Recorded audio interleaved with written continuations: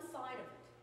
So you have to understand that we get stuck in this sort of thing, like, okay, so we have this note here, we play this note, and then we come down, and then we play this note. And what we're forgetting is when you get to this thumb, it goes back. It's a ping pong ball. It's a ping pong ball. It's not one-sided. And I'm seeing you stop. I'm not seeing, scoot for a second, I'm not seeing, back, back, back, back. I'm seeing this. You have to spring off these notes like a springboard each direction. Try that.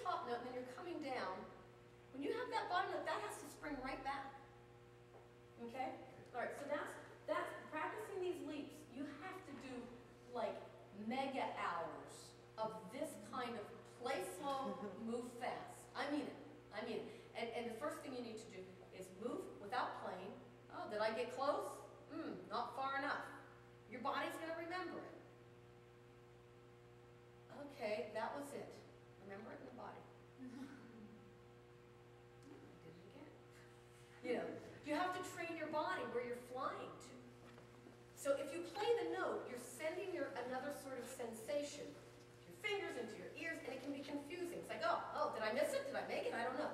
You know, so you move and you look. Did I make it? And then you adjust. Nope, I went too far that time. And say it out loud. Too far. And then do it.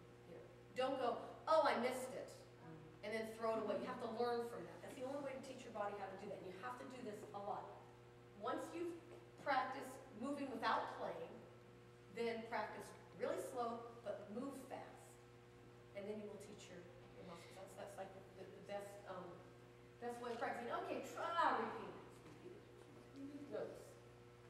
Well, these are actually fun repeated notes because it's just 2 in 1. If you think of it as a repeated note, it's going to be hard. If you think of it as this,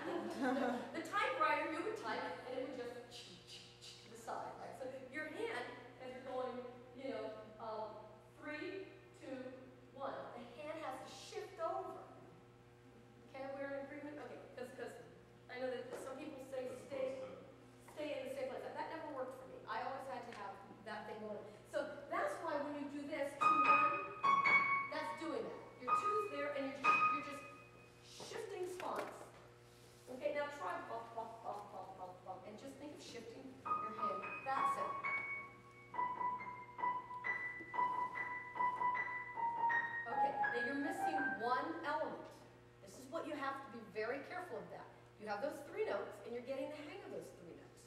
But what's the missing interval? The missing interval is taking the 3rd note and going to the beginning of the next group. So you have to be able to do it 2 ways. You have to be able to go bum, bum, bum, bum, bum, bum, and you have to be able to go dum, dum, bum, bum, bum, bum, bum. You have to be able to jump off that and throw your hand back. Half that hand back. Yeah, you see?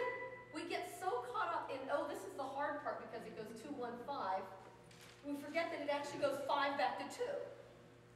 You know, so you know, keep looking for those. You want to try that again? Really slowly? Pop, pop, no. Pop, pop. Nathan, can you pretend like they're all quarter notes? They're quarter notes. Just quarter notes. Throw it to the 2. Throw it to the 2. See, I trick my kids when I try to get them to practice slowly. I just tell them, pretend like these are quarter notes, and all of a sudden they can play slow. It's a great trick. Do it to yourself. You know how we all say, I'm going to play this passage slow. And then, like in about half a measure, you're up to tempo. Right? Right? Doesn't everybody, oh, I'm going to play it slow. Because, you know, your body is used to that. But there are 2 tricks. First of all, set your metronome to it, and because the metronome says, you said this tempo. So, you know, you stick to that. Or think of a different note value. And that's really helps with students, too. You know. Okay, so you got that.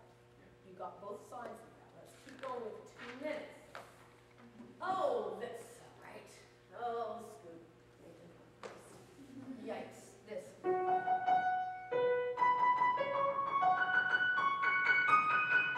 Again, the shifting of the hand. I wouldn't be like that. I think you get stuck. Just shift your hand, and then don't forget that you have to come back that way. Okay, so practice. I want to see those 3, 1, 2, 3. And by the time you get to your 2nd finger, your 4th finger should basically be over there. Try that. Just those 3 notes. 3 notes. F sharp. That's it. Do that again. Just leave the thumb out. Okay. Now, do you have a timer, or don't you have a timer on your phone? I want you to set a 3-minute limit, and every day I want you to practice repeated notes like that. Because until you isolate that, it's not going to work in the piece. It's easy. And do them on black notes. That's how I learned to do repeated notes. That one, that one, that one. You know, and then that's just going to strengthen it. Okay? So do these. Just the repeated notes, leave the thumb out, and just shift your hand over to the right. That's it. Each finger. That's it. That's it. Now try. It's a lateral movement. Nope, it's absolutely lateral. Yeah. It's just like your feet. You're just shifting it that way. Good. Now try. And don't forget to come back.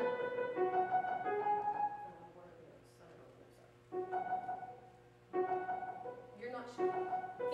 Here's what's going to make this feel weird. You are going to the right, and then you're quickly coming back to the left. You have to keep going. You're anticipating. You're going 2 of them, and then the 3rd one you're coming back. Just and then throw it back. That's it. That's it. Keep traveling to the right. Okay? Keep going. We're almost out of time. It's going to give you the signal. Do you understand? Yeah. So you have to isolate that motion. I think that will really help. Chromatic scales. Practice your chromatic scales, everyone. Do you know this in the fingering groups? Show me the fingering groups. Show me the good practice session. 30 seconds right there.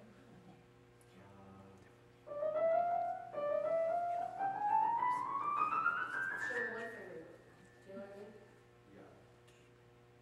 Start from the 4th finger on the E.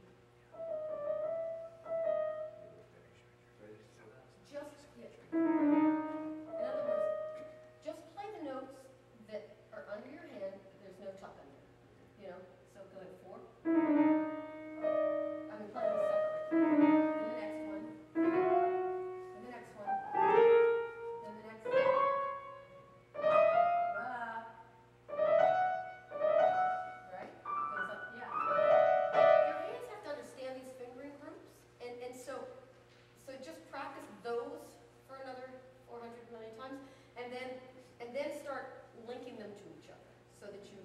You're going to the next thumb, just, for security, because what you don't want to do is you don't want to do that chromatic scale and go, oh my God, what are my fingers doing, They have to really, really know which way, what the groups are. Here was a little cheat that I did. I think I started taking some of these first notes with my left hand.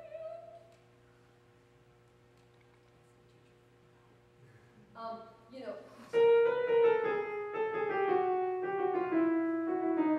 have to practice those in small groups too. I got the feeling that you were a little bit like, it was a little bit too much like, and this would be a great passage to practice backwards. Start here, play those 4, then play these 8, then, 12, and then, going back in groups of 4 to strengthen the end of it, getting out of it.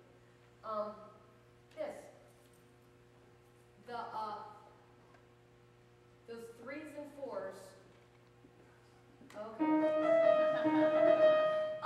There's a Brahms, I'm ignoring you. There's a